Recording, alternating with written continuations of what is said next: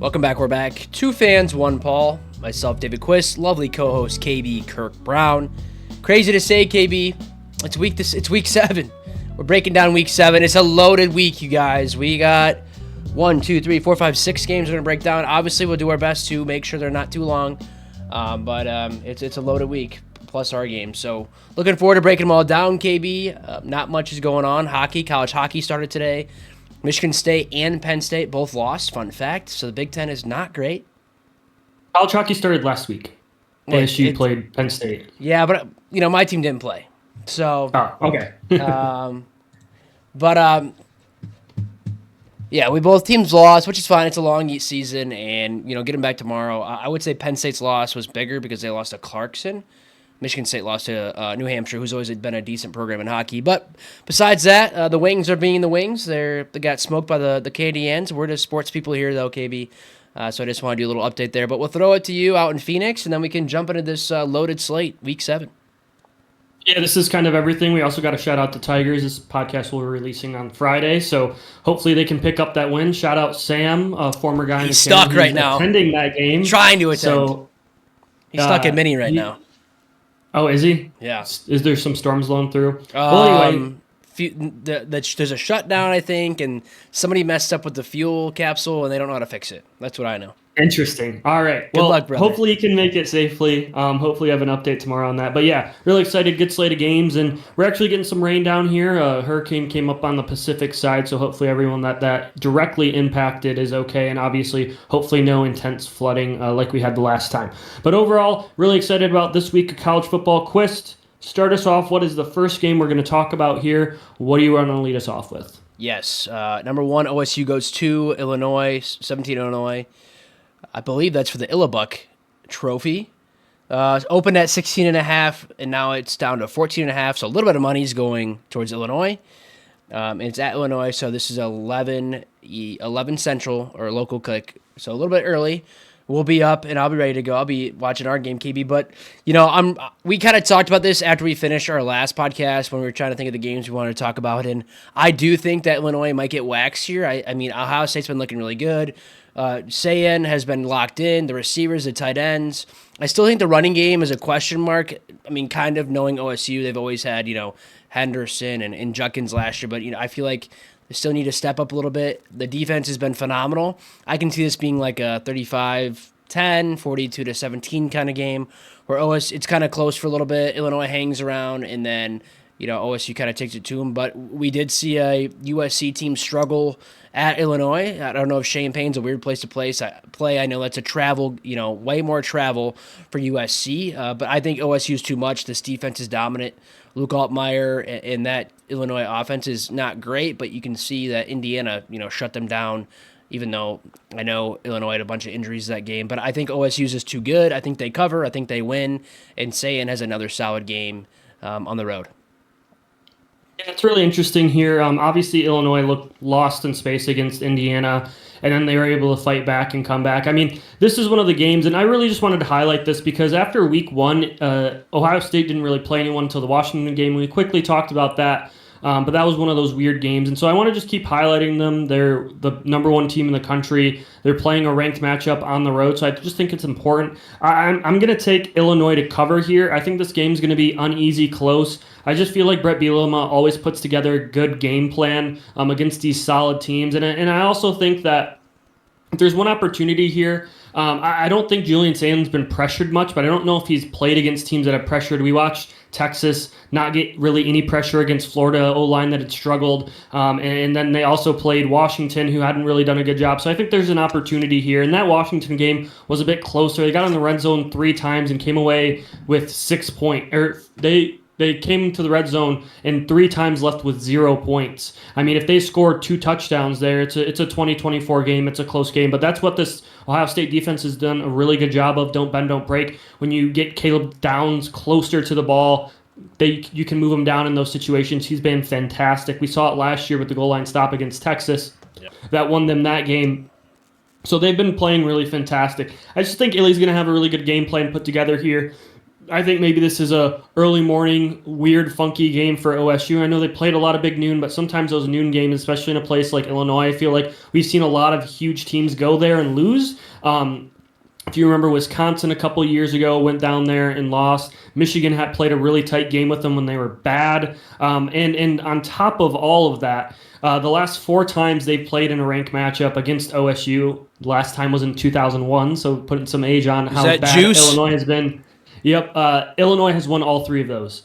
Or all 4 of those. So I think it's just a fun little precedent. I think Illy's going to come out fighting. I think this is another good prove-it game, and OSU is one of the best teams in the country. I don't think there's questions about that, but it's kind of like, what level are they able to do against a team like Indiana blew out? Are they going to be able to do a similar fashion, or is this going to be a bit closer? So we'll see. I'm really, really, really interested in this game. Yeah, I hope Illinois has I love the Juice Williams. That game, I'm pretty sure it was orange helmet, blue top, and then they had Mendenhall at running back, I believe, KB. They were pretty good, all things considered, for an Illinois team back then. And I believe the coach, if I'm just a little fun fact or trivia, was Ron Zook. Am I correct? Look it up.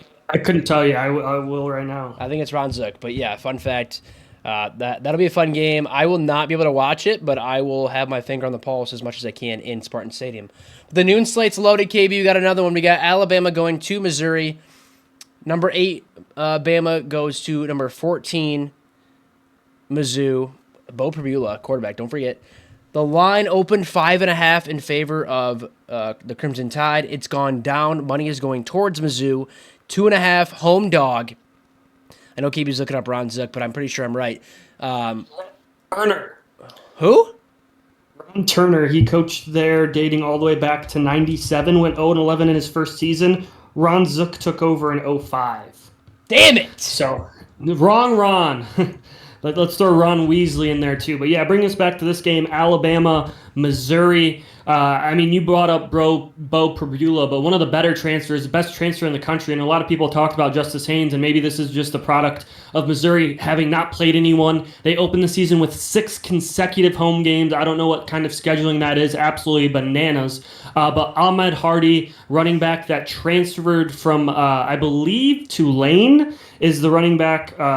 And he's been absolutely incredible, over 700 yards rushing. Granted, that hasn't been against the best teams in the country, but South Carolina they played, as well as Kansas, and he was able to have their way with them. Alabama has struggled against the run so far this year, letting up big gouging carries that we saw, especially in the Georgia game. So this is going to be a different one. This is going to be an interesting one. What is your key to the game for Alabama, Missouri? What do you think is a huge key to this game, Quiz, where we're going to see kind of like this is the inflection point? Obviously, Missouri's at home. So what are we thinking? Yeah, I'm going to correct myself. Juice Williams was in the later 2000s, like 06, so that's why I'm confused, but that makes sense.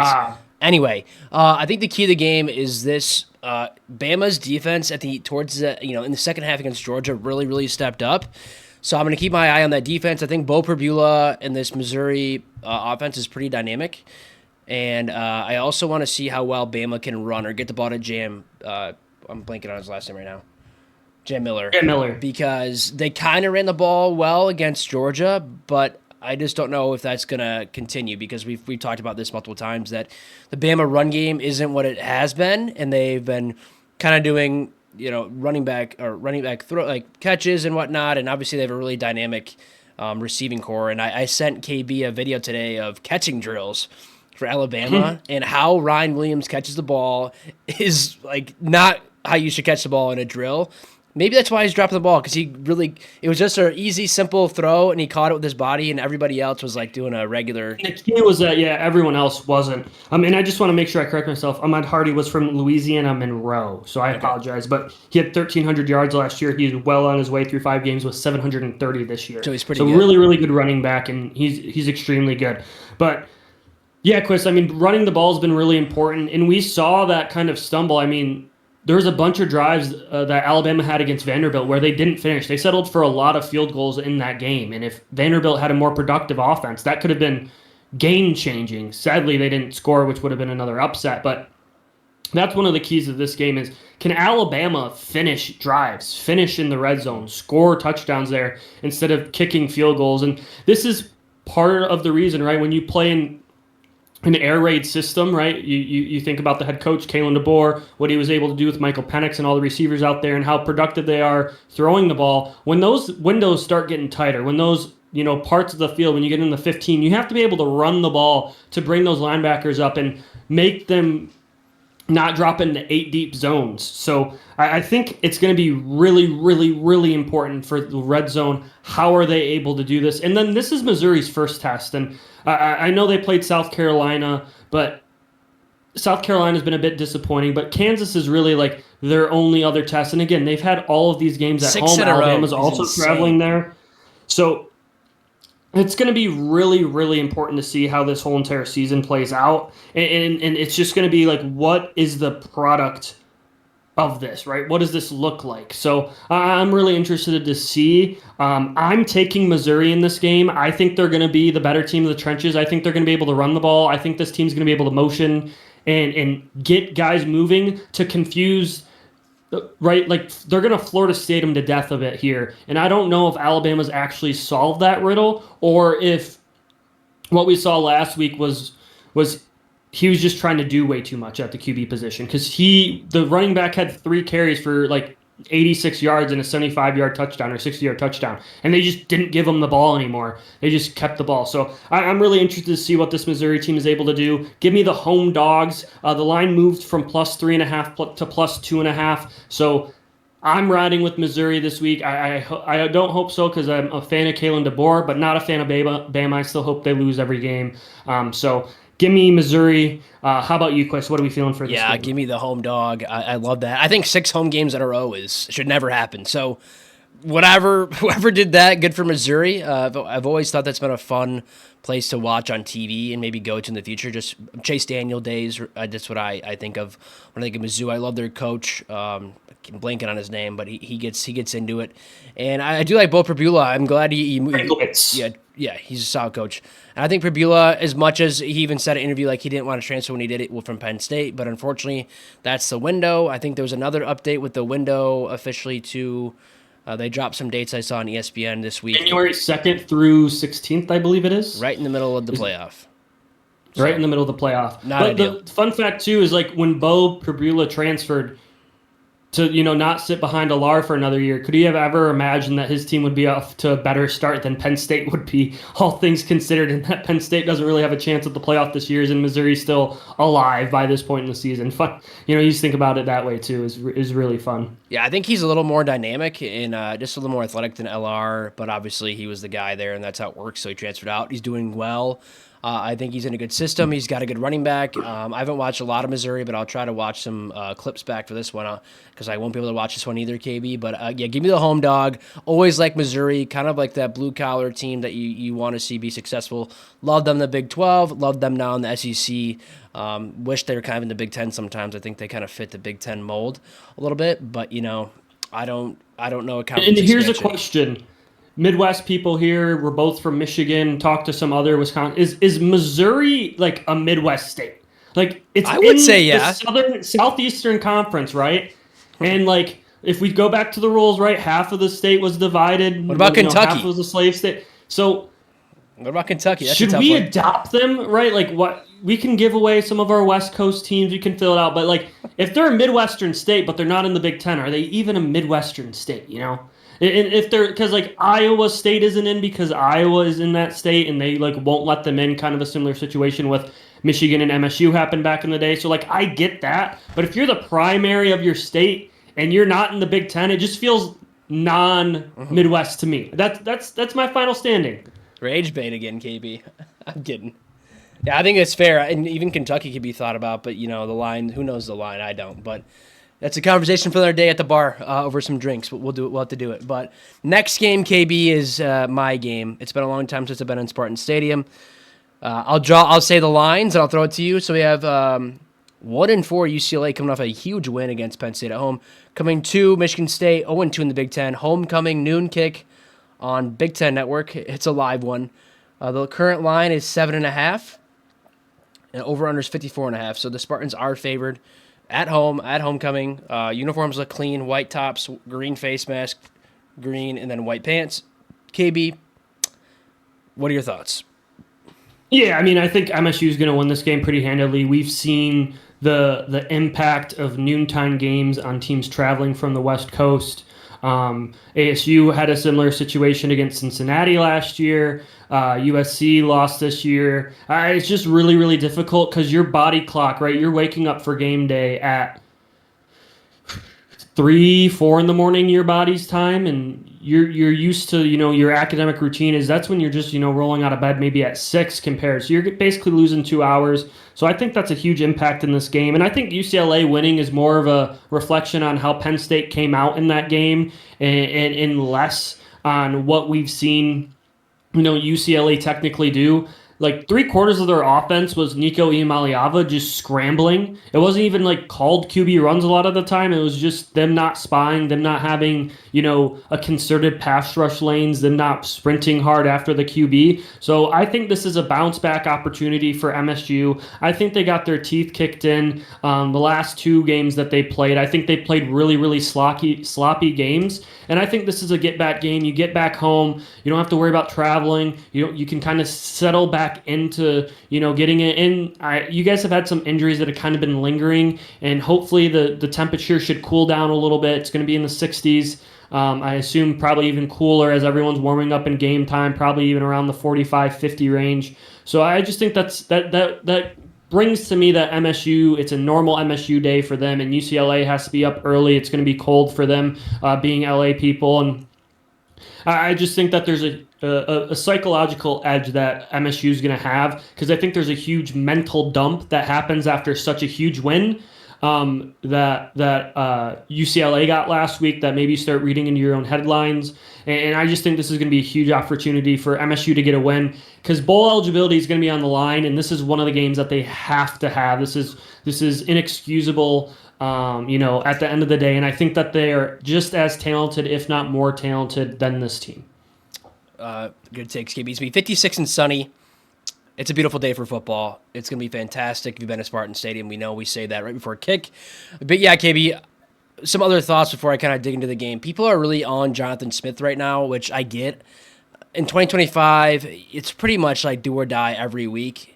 I mean, there's only 12 games a year. People get, if you win, we don't care anymore. You gotta do something for us right now. The problem is with being on him right now and wanting to fire him for a lot of people. I'm not in that boat. It's $30 million buyout, so that's not gonna happen. We don't have the pockets for that unless Ishbia and all these donors that got a bunch of money want to, throw that out there. I don't think that's fair to Smith. I don't think that's fair to the players. It's going to be more of a shit show unless you do a Signetti thing where you just kind of get lucky with a decent schedule and a relatively good roster from JMU that comes to your school. That doesn't always happen. They made it happen with Indiana. So I think you should give Smith and his guys some time. I will say this, if Marsh transfers out next year, I don't think he will, then we can start being like, this is a problem. If Marsh doesn't get, now I'm going to go talk to the game. If Marsh doesn't get at least 10 fucking targets a game, Lindgren should be fucking gone from calling plays. You have an NFL guy. I don't think he's a diva, prima donna receiver, but he knows he's good. And him and Childs kind of got into it, and I understand that. I don't think the play that happened on matters that much, but I think that's just Marsh being frustrated, knowing he can make plays. Because when we threw it against him in Boston College, the touchdowns he had a step on a guy, he bodied 3 dudes to get in the end zone. He is good. I don't even care if it's a little RPO bubble screen or a pop pass or just give him the ball. It's simple. Yeah, he's really good with the ball in his hands because he's so strong. And I think that they don't give him enough opportunities to run after the catch. Like, there's a lot of comeback routes. Like, it's not like they let him build up his momentum and speed, I feel. And the thing is like last week, you're playing in 35-mile-an-hour winds, and you didn't have, like, a short passing, quick passing approach, which is wild. Yeah. And so, like, it's frustrating. Get the ball into your playmaker's hands, and like if they run the ball like 35 fucking times again into a fucking stone wall, like how do you even like appreciate that? I know they want to be good in the trenches, right? They don't have the line for They it. aren't there yet. They aren't there yet. Nope. And I would say this is a question to you, Quist, is like Jonathan Smith built his brand at Oregon State. It took a while, right? He struggled the first couple of years, but he built it by having a good O-line. How much of a cause of a concern in the transfer portal era, in the era where O-lines can go from good to bad, where he brought some of those Oregon State guys got hurt across and recruits, like, how are they this bad? I think that's got to be a question. How frustrating is that? I guess I kind of compare this early in the year, KB, and I know it's NFL to college, so it's different. But the first week for the Lions, they were terrible. Okay. And by week 3, the line was like, shit, guys, we figured something out. I don't know if that's obviously pros being better and some coaching, but you have one of the most highly touted offensive line coaches in the country. And I know a guy got injured. He got rolled up on against Youngstown State. He's an Oregon State transfer. That sucks. Unfortunately, with the position, it's going to happen. But when you have Ashton Lepo, a guy that's been at State, I think, before Smith, laying a guy and is pretty much letting him run free and, 700 pounds falling under quarterback and he's probably not feeling too great, that's a problem. That's an effort thing. You cannot coach effort. I don't know how that looks in practice or behind closed doors or there's conversations. But, yeah, it doesn't look good. I don't know if it's technique. The run blocking hasn't been great. The pass blocking, Childs is running around a lot. And when Childs runs around, he's going to he did it last week against Nebraska. He's going to look down. He's going to start to run instead of keeping his eyes up. So hopefully we had a good week of practice. I would love to see some younger guys step up because we do have, a decent, transfers and younger guys. In coaching, and O-line play is really hard. I know that. It's the hero of the team that nobody talks about, right? But you got to figure it out. And the opposite side of the ball, KB, if Nico's going to run, we need to tackle better. Tackling has gotten progressively worse, in my opinion, all season. I thought week 1 was phenomenal tackling, so that's someone we need to focus on. I think Jordan Hall could be a great spy. He's pretty athletic. I think he can keep up with Nico, so keep an eye on that. I think on offense, I kind of set it ready. Get the ball to Nick Marsh. Get the ball to the receivers more. I don't care, like I said, if it's a jet sweep or a jet pop pass or screens. The running game is not working, so use that passing game that's kind of behind the line of scrimmage as an addition to the run game. And then if they're going to bite on that, take a shot. Still run the ball with Frazier and Tullis and Todd Tolliver. I'm okay with 20 to 25 touches, and maybe Childs does a little bit of running too, but I think you need to get the receivers that I think are probably the better athletes in this team the ball more, and then hopefully that opens up a little bit of space for Velling and Mizunis to get a couple catches, good tight ends. And the defense just needs to get a couple stops. And the special teams has to be back to where they were when we started the year. It took a big step back last week. Get some good punts. Field goal kicker's been fine, but you're not going to kick in 35-mile-an-hour winds. But I'm really curious to see what Lindgren does as the coordinator, because I think he's been fine this year, but the Nebraska game, when it's windy as fuck, you got to take a step back, stop overthinking it, and make it a quick passing game. And, an addition to the run is a screen game and, pop passes. So that's kind of what I'm looking for. I think we win. I might be nervous this game. It might be way too close towards the end, but I think we get a win. And maybe I'll be on a limb here. I think the special teams goes back to where they were, and the special teams is why we win the game. Yeah, that's a great take, Quist. And one final thing I kind of want to wrap all this up with is, do you think the tackling is because you're now playing real football teams? Could be. Do you think that's why it looked good, is because now you actually have athletes on the other side where you can't grab ankles and get away with it because you're the better athlete, and now you're playing equivalent athletes, and it's you're just not fundamentally sound, and you haven't been since week 1, which is obviously a coaching thing, right? But also coaches can't make kids do the assignment correctly. They can teach them as much as they want, but also coaching brought in these kids that can't fucking follow the assignment. So it all kind of, circles back on in each other. So it does. And I will say one thing I remember from the offseason, there was a kind of a buzz around the team similar to 21, and it's been not there. And I'm just curious, they knew they had Kenneth Walker. They could see it. So I'm kind of curious what the buzz was and what we're missing, because there was some similar vibes to this team from that team, and it's definitely not happened. I mean, I think USC, that it could have been a closer game, but obviously not great. And then the Nebraska game, we just pissed out our legs. So need a get-back game, because then you have Indiana and Michigan coming up, 2 trophy games. Indiana beat the shit out of us at home last year. And the Michigan game, we played all right in, but just didn't know how to, I don't think Smith knew how serious it was. But we'll get there in a couple weeks. But we got a good stretch coming up, KB, where we got to coach better, you got to play better, and at the end of the day, players make plays. Absolutely, Quist. All right, moving on to the next game, Quist. Are we at Oklahoma, Texas? Pew, pew, pew. Red River Shootout.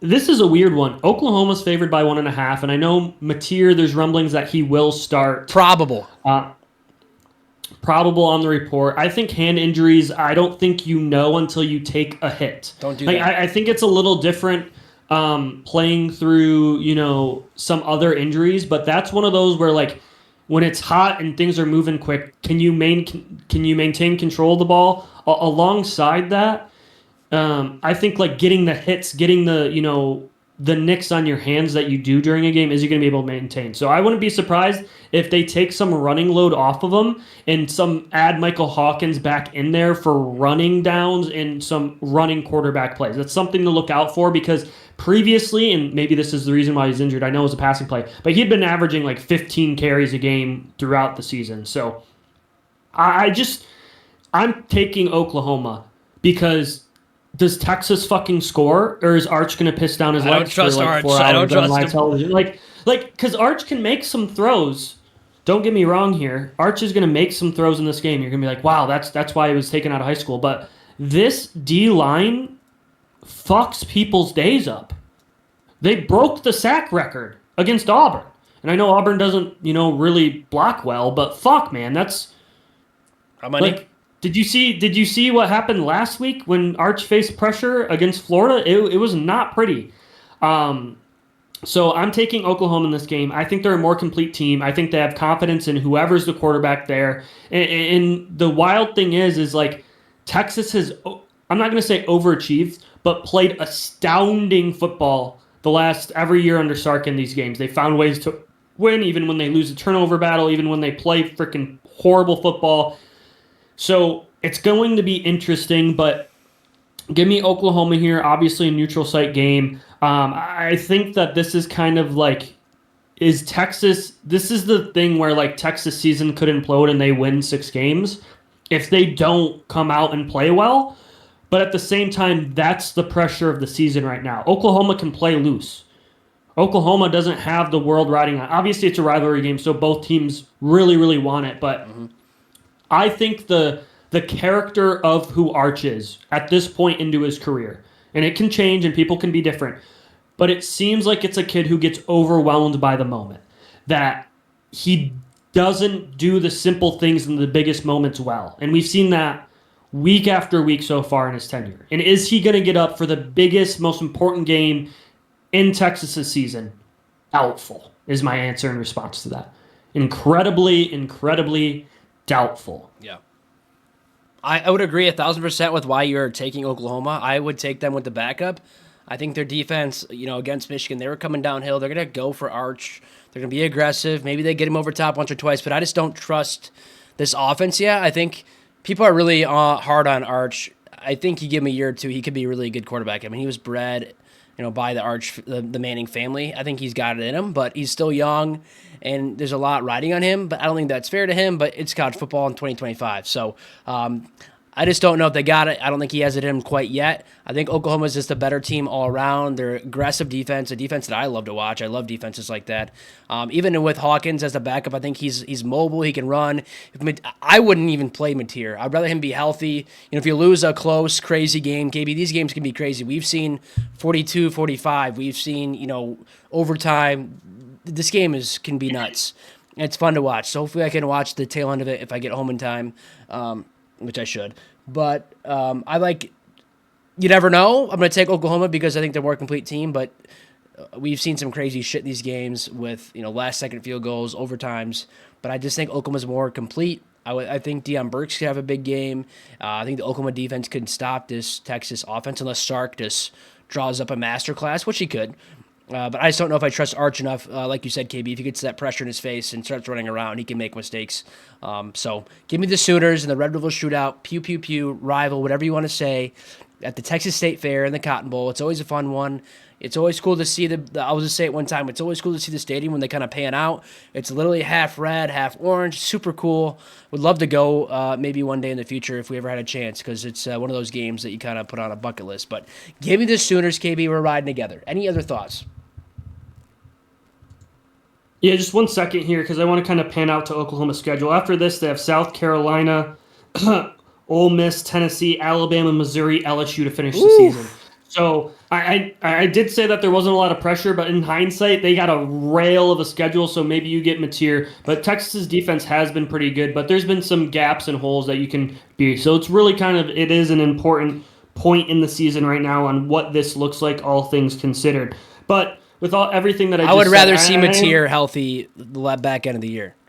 True. I 100% agree with that. And the fun thing about this, too, is I think when Venables came back into calling the defense, he has such a good feel for when to pressure, when to drop out. And I just think that Oklahoma's they're like the number one scoring defense in the country, number one defensive efficiency. And it's like shown, and they haven't played horrible offenses, but they've had answers for every single thing that's come up on them. And I think that's going to happen again in this game. I would expect maybe a lower scoring game on both sides with both teams stumbling out, but I'm really excited. And I think, like you said, and we agree that Oklahoma wins this. I don't know how Texas is favored in this game.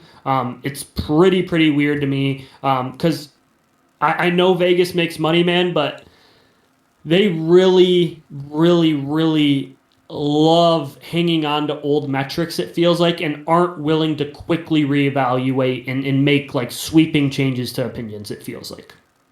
Fair enough. But let's jump to your game, KB. Michigan travels out to LA, 7:30 kick on NBC. Line open at 1.5 in favor of USC, now moving to 2.5. So the money is going in favor of USC just a little bit. I don't got much, KB. I'd love to hear your thoughts on your team here. This is a test for sure. yeah, I mean, it's going to be a really interesting game, and I feel like I've said that a lot on Michigan's season, but I still don't know enough about this team to feel comfortable in predicting these things. I've been basically right every week. I've had a good feel on, what the outcomes of the games were, but this game is pretty weird because USC hasn't been challenged, in my opinion. And you're like, oh, well, they went on the road to Illinois. Yeah, they played one competent team so far this year, Illinois. And they were 2 fumbles at the 1-yard line away from letting up 50 points to an Illinois team that got their teeth fucking kicked in the week before at Indiana. And on top of all of that, USC hasn't really played a good running team, and they've let up. This was an interesting stat I found. Both Illinois and Purdue ran the ball really effectively against them.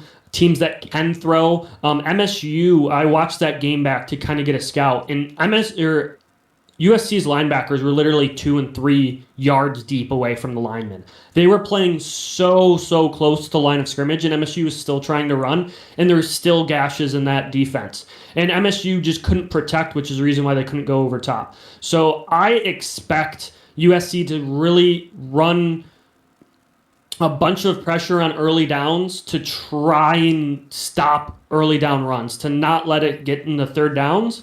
Because if Michigan's O-line gets into an even box matchup, right? If they aren't able to load the box or roll safeties down, I don't think this team is going to be able to stop the run. I just don't see instances of them doing a good job at stopping the run against this team. Now, if Michigan plays a little too conservative and doesn't loosen up those safeties early, which USC has one of the worst passing defenses in the country, and they can continue to roll their safeties down, there's opportunities there. You might hit on a few home runs. I think about last year's game. That's when Michigan threw for 30 yards and still beat this team because they were able to run for 290. Are they better against the run, or have they just not played anyone? Now, Michigan hasn't really faced an offense this good, but USC hasn't faced a defense nearly as good. I think an opponent defense that averages 113th in the country in defenses. So MSU's not a real defense. Illinois, we saw what happened when they played a decently competitive team. Fernando Mendoza had 5 TDs to 4 incompletions. Purdue even had a good game on them. And they've been really lucky defensively. Like I said, they had 2 turnovers on the 1-yard line against Illinois, but they got 50 burgered. And they had 2 picks inside the 15-yard line against Purdue, and Purdue potentially lost 14 points off the board. Michigan hasn't turned the ball over. USC has been very ball hockey. Their best player, I think, is 18, a linebacker. He's 6'6", really tall and lanky, punches the ball out really well. And what I think, this final quiz before I get this over to you, I think Michigan can be aggressive now, feeling a connection with Donovan McCulley. Wisconsin doesn't have a good pass defense, but it's better than USC's up to this point in the season. And Michigan was able to throw the ball when they moved the pocket, got Bryce Underwood into some obvious things. And I think you're going to have another more improved game from Andrew Marsh. He had 80 yards last week, and I think that was kind of a stepping stone game. And there's also another freshman waiting in the wing, 6'5", Jamar Browder. If the drops continue, he's a really big body, obviously a lot to learn, but they really liked him. So I think that if Michigan can loosen this defense up just a little, they're going to be able to, I don't know if USC is going to score. And I think that there's some over-evaluation on USC's offense because of who they've played. Because Illinois held USC's offense to 13 points until late in the fourth. So it's not like they ran roughshod on them into their 30-point win. They really struggled to score. And the last thing before I drop this back over to you is Wink. You cannot blitz Maeva. Oh. He's averaging 12.5 yards an attempt when blitzed and drop back. 12.5 yards an attempt. You cannot blitz. And I'm sure that's closer to 20 a completion. So you cannot blitz. And that doesn't mean you can't bring guys from weird angles, but you can't rush more than 4, maybe 5, especially with how bad Michigan's zone dropping is. I want them to play not vanilla back end coverage, but vanilla front end. I don't want them to create gaps and seams in this defense. Quist? Yes, I my whole thought was when you were chatting with I think Maeva and Lemon, that connection is next level. Lemon is not even a big receiver, but he's really damn good. And these running backs for USC, I know they haven't played a great defense per se, but I think it's a really fun matchup, KB. They've been gashing guys. They gash Michigan State a lot. We had no TFLs, which is depressing. But I'm really curious to watch this matchup.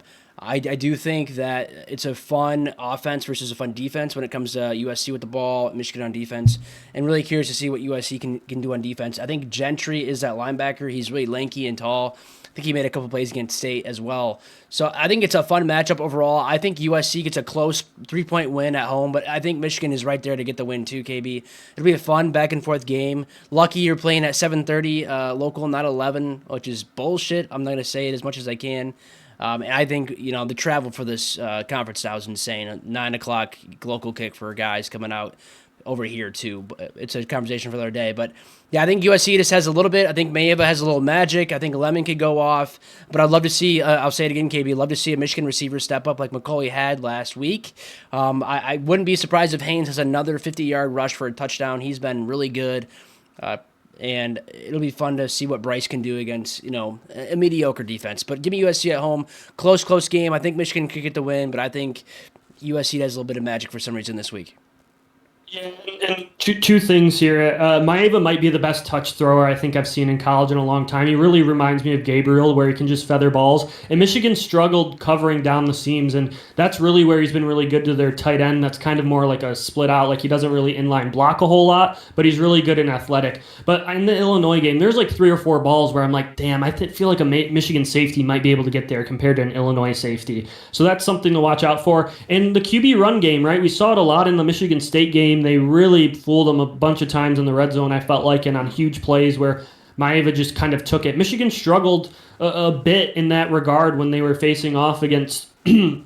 Mateer pulled a lot, and Michigan wasn't always in their correct zone. So I think those are two things. I'm taking Michigan here. When you get down to the dirty, Michigan is the more physical team at both lines of scrimmage. Michigan is better at basically every position except quarterback and wide receiver. I think running backs is probably close to a wash with how well they've been producing. But everywhere else, I feel like Michigan has and I'm sure, I don't know USC's secondary as much, but just how they perform, I don't feel like it's very impressive. You let Altmaier throw all over you, which is kind of a key indicator that you don't know ball, right? But at the end of the day, I think the funniest thing I've seen this week from USC fans is Michigan talked about, Sharon Moore made some comments hey, USC has a sold-out crowd, what do you think? And he's like, yeah, well, Michigan's, going there. Of course, it's sold out. Basically saying, Michigan fans travel well, but, it's a two blue blood programs, two awesome helmets going after each other. Of course it's going to be a sold out thing. And USC fans took offense to it, which I think is funny because they sold out 3 games last year, and it was Penn State, Nebraska, and Notre Dame. So you only sell out your stadium when you're playing blue blood, historic, ranked programs, guys. So like that's who you are, right? And it's okay. There's a billion things to do in LA. You aren't good football fans. You don't travel to your stadium. You don't give a fuck. And that's okay. But don't act like you do. Not calling the loyal fans not loyal fans. I'm just saying, like, you guys act like, oh, well, there's so much cooler things to do. Like, yeah, man, you're right. Exactly. Don't go to the game. Thank you. Don't buy tickets. But yeah, they don't travel like we do out here, KB. Well, the Coliseum is an awesome stadium too, and I know there's some challenges there. Obviously, the one end zone is just the band, so there's some like weird stadium, but it's a really cool aesthetic, and I'm interested to see it. I wish I could have been able to go. We had some things come up in our lives that made it difficult to kind of afford the trip out there. That was one of the things I talked about last year about possibly doing, but excited to see this team, all things considered, and I think this is going to be a good game. I don't think it's going to be a blowout by any means, but I just think the tougher team in the trenches usually wins these types of matchups, especially if we can drag it in the fourth quarter. If USC goes up early, though, and Michigan has led a lot of first drive touchdowns up where they've been behind the 8 ball, I do think that leans into USC's favor. If I was USC, I'd accept the kick, give me the ball, let me go down and score and put the pressure on Michigan. But with that being said, too, I think overall USC is really good, and I'm interested to see what third downs is because Michigan's really struggled there, and USC's been really, really good on third down. That's obviously the key down in every matchup, but with how much Michigan struggled, there's an extra emphasis on it for this game for me. For sure. Well, we'll be locked into that one. Hopefully I have enough, I'm not too busy at night, Saturday night, just hanging out after a long tailgate in a game. But game of the week, KB, this is a big one. Number 7, undefeated Indiana goes to number 3, undefeated Oregon. 3:30 CBS. The line is 6.5 in favor of the Ducks. And I was thinking about this as you were finishing your points about the Michigan game, KB. I really want to pick Indiana here. I don't know why, but I just don't know if... Yeah, I think they're good, and I like Sig a little bit. I just said it earlier this season. I didn't like him. But you gotta like the story. He knows how to win. He gets guys going. And a program like Indiana has been garbage for I don't know how long, probably forever. And now they're firing on all cylinders. But this Oregon team, KB... I don't know if I think they're coming off a bye, a big win out at Penn State. Dante Moore's look smooth. The Corian Moore, the receivers look really good. They can run the ball a little bit, running back by committee because they've been a little banged up. The defense is aggressive and comes flying around. They held the Penn State. Penn State's offense isn't amazing, but they held Penn State pretty low, scoring until overtime. A little bit at the end. That's a tough Rockies environment. They shut them down for most of that game. But I'm going to go the Ducks, KB. I think Lanning gets his guys going. They're at home. It's a travel game. We've seen a lot of travel both ways, KB. It does affect how teams can perform. I think it's a close game. I think Indiana has the juice, but Oregon has too much juice. Dante Moore, I think, could have a good game. This is a good quarterback matchup. I just don't know how much this Indiana, how good they truly are. They played Illinois. They were banged up. And I just am curious to see this matchup. So I'll be locked in this one, too, when I get home from the Michigan State game. But I think Oregon's just got a bit much. But this could be a fun, weird little game because Indiana is sneaky good. That's my thoughts. Yeah, I 100% agree with you. I like this Indiana squad in the one game that they needed to. They showed up. But I think I'm not going to call the book out quite yet. I'm not going to say the script is out there. But if you can match up with this team physically or overmatch them, they can do nothing offensively. If you think about how they looked against Ohio State and Notre Dame last year, and Indiana fans, I'm sure like the games were closer in your minds because every game is much closer than obviously the scoreboard indicates, but they don't have the wagons. They play tremendously disciplined football. They do a lot of things right. But when you play guys where you have a Jeremiah Smith and you're punting on OSU's 38 while down 21 in the third quarter, you're waving the white flag in that game. Against Notre Dame, it was a 3-score game, and all you had was a kick return.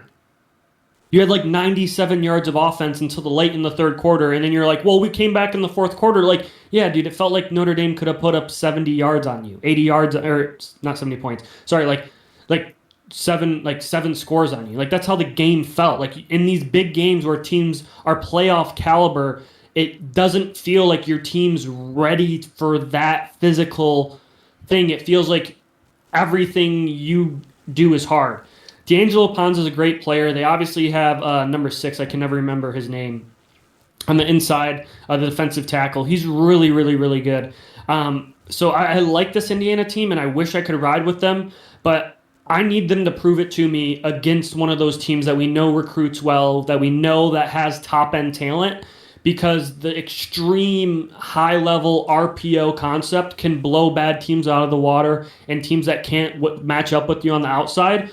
But when teams can, what does it look like?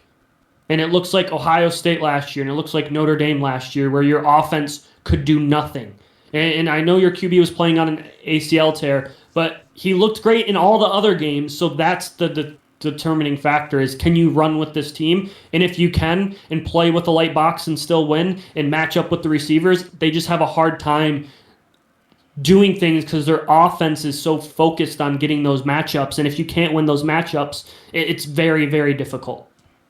Yeah, I got nothing else to say, KB. I think all I have to say is quack, quack, give me the Ducks. But I don't have anything else, KB. I think this is a loaded week. I'll be home probably 4 or 5 o'clock, ready to relax after early tailgate and ready to watch some football and hang out with the family. So looking forward to a good slate of Week 7. KB already saying that is depressing. Looking forward to be back in East Lansing with the boys and the gals and playing some cornhole. But thanks as always, guys, for listening. Rate, share, get on that TikTok, whatever it might be. We always appreciate that. And go green. Yeah, I mean, 14 weeks in the season, right? So we're literally at the halfway point. We're playing our 6th game. I think both teams coming off our first bye. So we're there. We're at the 50% point. So, team grades, it's kind of like a thing that maybe we'll look at the next bye week is what have we done. But overall, the last thing I have to say is South Florida is playing at North Texas tomorrow, Friday for you, day of this release for the podcast. This has huge implications for one of the playoffs. South Florida obviously came out really hot. I think they're back to being ranked after their loss to Miami. And this has huge implications because there's also Memphis in this conference. And, those 3 teams have really looked really spectacular coming out of the American. This is on, like I said, again, at Friday. It's a late night game. So if you aren't doing anything, please turn this game on, throw it on the TV. I'll be watching the Tigers alongside this, most likely, jumping in between. But overall, really excited to see this game because there's huge implications. North Texas's first true test of a really effective team. With all that being said, like Dave, you put it best. This is a great weekend. I feel like we've had more great weekends this year than in other years that I can really remember of fun, great games. So I'm just excited, lucky, and blessed. Make sure you tell your friends, your cousins, your aunts, your uncles, all those people. Let us know. And we appreciate the engagement, and we appreciate continuing to be able to talk about this. So that all being said, go Blue.